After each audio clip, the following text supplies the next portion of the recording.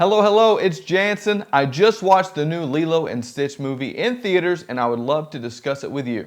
Let me just first qualify this review by saying I'm very anti-Disney live-action remake. I don't think these cherished stories from our childhood need to be remade, and not once have they been as good, better, or really even close in most cases to the originals. They usually just end up being longer, bloated, worse versions of the movies that I loved as a kid, so I do have some bias going into this. That being said, Lilo and Stitch is not a bad movie, and in fact, I think it's a good movie. But as is the case with all of the remakes so far, it pales in comparison to the original in almost every way. And the real issue you have with this movie is the original Lilo and Stitch isn't a good movie, it's a great movie. The story, the music, the setting, the heart, it's all top tier Disney, and this movie fails to ever reach those heights. And while it is a little sad, it's not unexpected. Let's start with the good of the movie. The little girl playing Lilo, Maya Kealoha, she is outstanding. So cute, plays Lilo extremely well, thought she was really great in this movie. Especially when you consider someone so young has to carry this film in many ways. The music was also very strong because they did the right thing and kept most of that original soundtrack,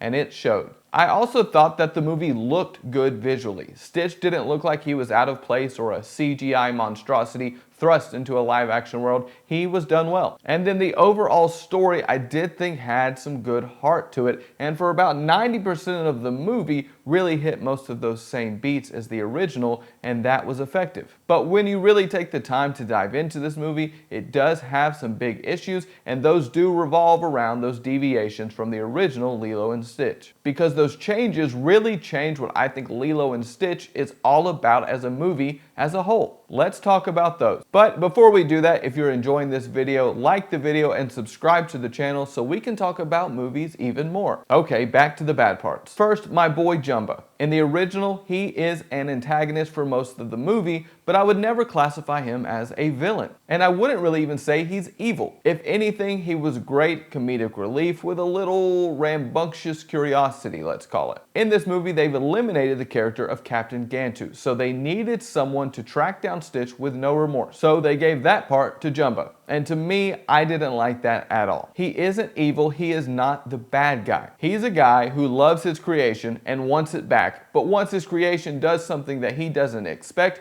he gets curious. He loves Stitch, and in the original movie, he goes out of his way to help both Lilo and Stitch, so this change did not work for me at all. The biggest issue though, and you've probably seen this one on the internet, and I must agree, we went out of our way to completely eliminate the meaning of Ohana. All movie, both in this one and the original, we are preaching Ohana this, Ohana that. We are family, nobody gets left behind, nobody gets forgotten. And then at the end of the movie, Nani literally just leaves Lilo behind? What kind of sense does that make? Yes, the movie does try to ease this transition and make it seem like Nani had to go and leave Lilo with people who care about her. But Nani, what happened to Ohana? If you don't want Ohana to be the main message of this movie, then you shouldn't harp on it the whole time. Also, what's wrong with the original arc? This is a kid's movie. Or why can't Nani want to be a marine biologist in Hawaii or some other career that keeps her on the island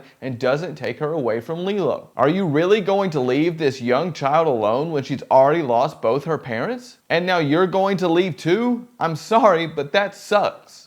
And we paint it as a happy thing, and Nani visits Lilo with the portal gun. I get that, but at the end of the day, Nani leaves Lilo. And that really left an overall bad taste in my mouth for what was a pretty good movie up to that point. But obviously, I don't know what I'm talking about because this movie is making big bucks, and for the target demo, my kids, they enjoyed it. But for me, 3 stars, one of the better Disney live action remakes, but overall, not that great of a movie for me. Have you seen it? Did you like it? Let me know in the comments and we'll talk soon.